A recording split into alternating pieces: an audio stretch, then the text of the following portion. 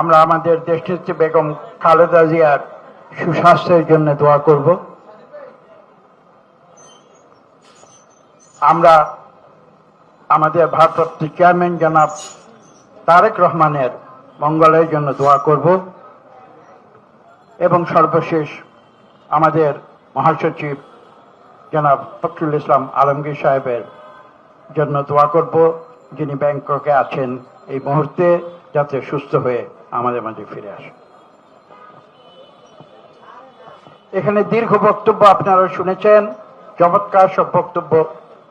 আমি জানেন আমি শিক্ষক মানুষ, রাজনীতির অঙ্গনের খুব বড় ভালো বক্তৃতা আমি দিতে পারবো সেটা হয়তো না। আমি কিছু কথা বিগত কয়েক মাসের 5ই আগস্ট পরবর্তী যে কথাগুলো আমার মনে নাড়া দিচ্ছে সেই কথাগুলো কিছু আপনাদের সামনে তুলে ধরব। প্রথম কথা, আপনাদের মনে আছে 5ই আগস্টের পরপর সাংবাদিকেরা দেশনেত্রী বেগম খালেদা জিয়ার কাছে একটি প্রশ্ন করেছিলেন আওয়ামী লীগ সম্বন্ধে।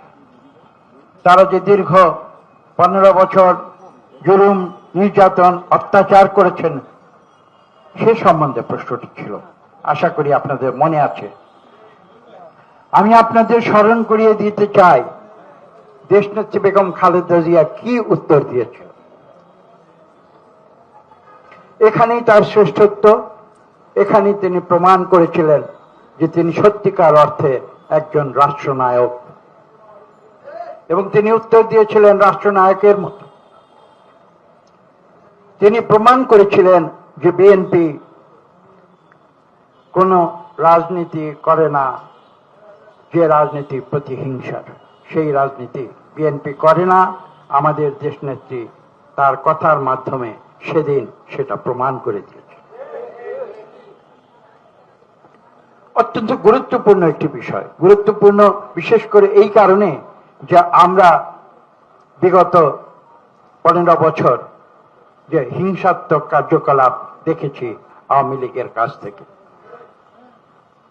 এখানে এই কক্ষের ভেতরে যারা রয়েছেন, আপনাদের বক্তব্য শুনেছি, আমার ডাইনে বায়ে যারা বসে আছেন, আপনারা জানেন বিএনপির সর্বোচ্চ পর্যায়ে বেগম খালেদা জিয়া থেকে শুরু করে, আমাদের ভারপ্রাপ্ত চেয়ারম্যান জনাব তারেক রহমান থেকে শুরু করে, আমাদের মহাসচিব থেকে শুরু করে, আমরা এই কক্ষে যারা আছি, এবং আমাদের তৃণমূলের গ্রামে গঞ্জে যারা নেতা এবং কর্মী রয়েছেন, এমন কেউ নেই যার বিরুদ্ধে মিথ্যা গায়েবী মামলা দেওয়া হয় নাই, যার বিরুদ্ধে জুলুম নির্যাতন করা হয় নাই, যাকে মিথ্যা মামলা দিয়ে কারাগারে প্রেরণ করা হয় নাই, এবং যাকে মিথ্যা মামলা দিয়ে শুধু কারাগারে প্রেরণ নয়, তাদের মিথ্যা শাস্তি প্রদান করা হয়। কিন্তু এই সবকিছু যখন এই দেশের 18 কোটি মানুষ দেখেছে, দেশে এবং বিদেশে দেখেছে, এবং শুধু দেশের মানুষ নয়, বিদেশের যারা রাজনীতি নিয়ে চিন্তা ভাবনা করে, বিশ্বব্যাপী মানবাধিকার লঙ্ঘন নিয়ে যারা চিন্তা করে, রাজনৈতিক নিষ্পেষণ নিয়ে যারা চিন্তা করে, তারা কিন্তু মুখ বন্ধ রাখেনি, তাদের মতামত তারা প্রকাশ করে গিয়েছে। এ প্রসঙ্গে আমি আপনাদের উদ্দেশ্যে একটা গুরুত্বপূর্ণ কথা আজকে বলতে চাই। এই বিগত 9 মাস 5ই আগস্টের যে বৈপ্লবিক পরিবর্তন, তারপরে বাংলাদেশের 18 কোটি মানুষের যে প্রত্যাশা, তার পরিপ্রেক্ষিতে আমি একটি কথা বলতে চাই, আপনারা মনোযোগ দিয়ে শুনবেন। কিছুদিন যাবৎ আমার একটি ধারণা হচ্ছে, আমি একটি অদ্ভুত কথা শুনতে পাচ্ছি বাংলাদেশের বিভিন্ন গোষ্ঠী থেকে। আমি তাদের নাম করতে চাই না, আমি কারো নাম নিয়ে কারো সমালোচনা করি না। আমরা একটা অদ্ভুত কথা শুনতে চাচ্ছি, এভাবেই বলি, সামনে যদি কেউ নির্বাচন করে, সেই নির্বাচনের মাধ্যমে যেন আবার বাংলাদেশে আরেকটি স্বৈরাচারী সরকার চলে আসবে। একথা কিন্তু ঠিক এই ভাষায়, স্পষ্ট ভাষায় বিগত কয়েক মাসে অনেকেই বলেছে, যদি আপনাদের মনে থাকে। আমি কথাটি অদ্ভুত বলছি এই কারণে যে আমরা তো জানি যে বিগত প্রায় 2 দশক ধরে ভুয়া জালিয়াতির নির্বাচনের মাধ্যমে, সাজানো নির্বাচনের মাধ্যমে স্বৈরাচার এসেছিল, তারা বাংলাদেশকে কুক্ষিগত করে রেখেছিল।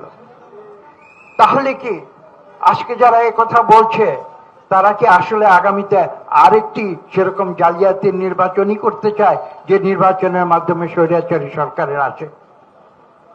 আমি সেই প্রশ্ন আজকে সরাসরি আজকে যারা দেশ পরিচালনা করছেন এবং তাদের যারা সহযোগীরা রয়েছেন তাদেরকে আমি আজকে এই প্রশ্ন সরাসরি করতে চাই। তারা কি তাহলে বিগত 15 বছরের মতো লিগড ইলেকশন বা ভুয়া নির্বাচন অথবা ভোটারবিহীন নির্বাচন, সেই নির্বাচনই করতে চাচ্ছেন? কেননা সেই ধরনের নির্বাচনের মাধ্যমেই তো স্বৈরাচারী সরকার আছে। কোন সুষ্ঠু নিরপেক্ষ নির্বাচনের মাধ্যমে স্বৈরাচার আসতে পারে না। এবং যদি সেটাই সত্য হয়, এবং যদি এই সরকার একটি আগামীতে সুষ্ঠু নির্বাচন, নিরপেক্ষ নির্বাচন করে, সেটা তারা বলেছেন যে তারা বিশ্বের বুকে নাকি একটি উদাহরণ হয়ে থাকবে, তাহলে সেই ধরনের নির্বাচনের মাধ্যমে কিভাবে একটি স্বৈরাচারী সরকার আসবে? আজকে আমি সেই প্রশ্ন বাংলাদেশের 18 কোটি মানুষের সামনে তুলে ধরতে চাই। দেখুন, ইঙ্গিত বিভিন্ন রকমের দেওয়া হচ্ছে। একটি ইংরেজিতে শব্দ আছে ন্যারেটিভ বলে, সেই ধরনের একটি ন্যারেটিভ বাংলায় আমি বলি একটি কল্প কাহিনী তৈরি করার চেষ্টা করা হচ্ছে। কল্প কাহিনীটি কি আমি খোলাখুলি ভাষায় বলি, কিছু মনে করবেন না। কল্প কাহিনীটি কি? আরে বিএনপি নাকি আগামীতে ক্ষমতায় আসলে দেশ নাকি রসাতলে চলে যাবে। আমি কিন্তু খোলাখুলি কথাটা বলে দিচ্ছি এই কারণে যে আমি রাজনীতির মারপেশ বুঝি না। আমার মনে যেটা আছে, যেটা আমি শুনি বুঝি, সেটা আমি মুখে বলে দিই। এই কথাটি কিন্তু এই ন্যারেটিভ, এই গল্প কাহিনী কিন্তু বিগত কয়েক মাস যাবৎ ছড়ানো হচ্ছে। এবং আজকে দেখুন, লক্ষ্য করুন কেন তারা এই কথা বলছে। তাহলে কি তারা সুষ্ঠু নিরপেক্ষ নির্বাচনকে ভয় পায়? তারা কি ইতিমধ্যেই বুঝে ফেলেছে যে বাংলাদেশের মানুষ একটি সুষ্ঠু নিরপেক্ষ নির্বাচনের মাধ্যমে কাকে ভোট দিয়ে এই দেশ পরিচালনার দায়িত্ব দেবে, সেটা কি তারা ইতিমধ্যেই বুঝে ফেলেছে? এবং বুঝে ফেলেছে বলেই কি তারা ভয় পাচ্ছে যে তারা তাহলে আজকে নির্বাচনবিহীন সরকার, তারা যে ক্ষমতার মোহে জানি না, তারা যেভাবে দেশ পরিচালনা করছে এবং তারা বিভিন্ন তাল বাহানায় তারা সংস্কারের কথা বলছে, আরো নানান কথা বলছে, নির্বাচনের রোডম্যাপ আমরা আজকে পর্যন্ত দেখতে পারিনি। তাহলে তারা কি ভয় পাচ্ছে যে একটি সুষ্ঠু নির্বাচন, নিরপেক্ষ নির্বাচন হলে বাংলাদেশের মানুষ কাকে ভোট দেবে, তাহলে তারা তো সরকারি ক্ষমতায় থাকতে পারবে না, এই ভয়টাই কি তারা পাচ্ছে? এখানে অনেক কথা বলতে হয়, গুরুত্বপূর্ণ কয়েকটি কথা বলি। আমি খোলাখুলি কথা বলছি। এরকম ইঙ্গিত আমরা দেখেছি, পত্রিকায় দেখেছি, টেলিভিশনে অহরহ দেখছি, ফেসবুকে দেখছি। তারা নাকি বাংলাদেশের রাজনীতি সব বুঝে ফেলেছে। তারা বলছে কি, হ্যাঁ, এরকম ভাবে সংস্কার না করে আমরা যদি আরেকটি নির্বাচন দেই, তাহলে আবার যে আসবে তারা আবার স্বৈরাচারী হয়ে যাবে। আরে এটা কিরকম কথা? বিএনপি আবার কবে স্বৈরাচারী ছিল? বিএনপি আবার কবে স্বৈরাচারী ছিল? আমি ছোট্ট দিয়ে একটি উদাহরণ দিই। আজকের যে শিরোনাম, সেই শিরোনাম থেকে উদাহরণ দেব। দেশ নেত্রী বেগম খালেদা জিয়ার বিরুদ্ধে 35টি মামলা দিয়েছিল আওয়ামী লীগ। বিএনপি কি আওয়ামী লীগের যিনি সভানেত্রী তার বিরুদ্ধে একটি মামলাও দিয়েছে? দেয় নাই। তাহলে এই প্রশ্ন কেন আসছে? আওয়ামী লীগ বিএনপির মহাসচিবের বিরুদ্ধে 100-এর অধিক মামলা দিয়েছে। বিএনপি কি আওয়ামী লীগের সাধারণ সম্পাদকের বিরুদ্ধে একটি মামলাও দিয়েছে? একটি মামলাও দেয় নাই। তাহলে এই তুলনা কেন আসছে? আমি প্রশ্ন করতে চাই, এই সরকার, বিগত সরকার বা তৎবিগত সরকার আমাদের ভারপ্রাপ্ত চেয়ারম্যান তারেক রহমানের বিরুদ্ধে মামলা দিয়েছে, মিথ্যা মামলায় শাস্তি দিয়েছে, রাজনৈতিক মামলায়। বিএনপি কি সেরকম তার সমকক্ষ যিনি রয়েছেন আওয়ামী লীগে তার বিরুদ্ধে একটি মামলাও দিয়েছে? দেয় নাই। তাহলে এই প্রশ্ন কেন আসছে যে আগামী নির্বাচনের মাধ্যমে আবার যদি বিএনপি আসে তাহলে তারা স্বৈরাচারী হয়ে যাবে? এগুলো কল্প কাহিনী। এই কল্প কাহিনী প্রচার যারা করে তারা মিথ্যাচার করছে। এটা জোর গলায় বলতে হবে, মিথ্যাকে প্রতিবাদ করতে হবে, সত্যকে বাংলাদেশের মানুষের সামনে তুলে ধরতে হবে। বিএনপি একটি গণতান্ত্রিক দল। বিএনপি প্রতিহিংসা রাজনীতিতে বিশ্বাস করে না। আওয়ামী লীগ ভুলে গেছে এবং আজকে যারা জনগণের প্রতিনিধি নির্বাচন ছাড়া আজকে যারা নিজেদের জনগণের প্রতিনিধি দাবি করছে তাদেরকে চোখে আঙুল দিয়ে দেখিয়ে দিতে হবে যে ফেসবুকে মিথ্যা প্রচার করে রাজনীতি যে সৃষ্টি হবে, সেই রাজনীতি দিয়ে বাংলাদেশের মানুষ 18 কোটি মানুষের চোখে ধুলো দেওয়া যাবে না।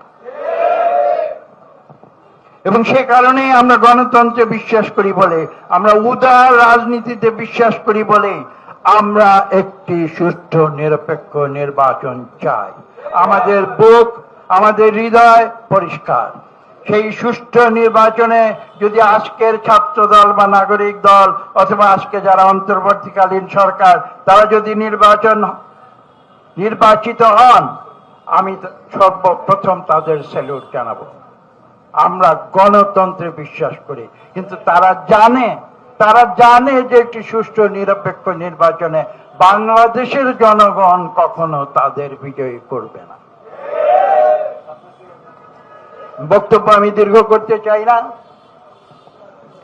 কিন্তু একটি বিষয় আমি বক্তব্য শেষ করার আগে স্পষ্ট করে দেব। যারা মনে করেন বিগত 2024 সালের জুলাই অগাস্টে বৈপ্লবিক পরিবর্তন এসেছে কেবলমাত্র জুলাই আগস্টের বিপ্লবের কারণে, তারা ভ্রান্ত ইতিহাস পাঠ করছে।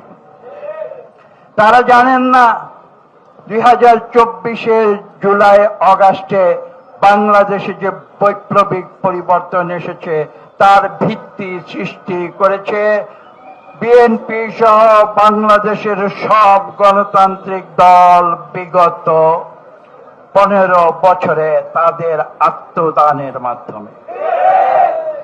বিএনপির আপনারা জানেন প্রায় 5 মিলিয়ন নেতা কর্মী মিথ্যা মামলায় তারা জর্জরিত হয়েছিল।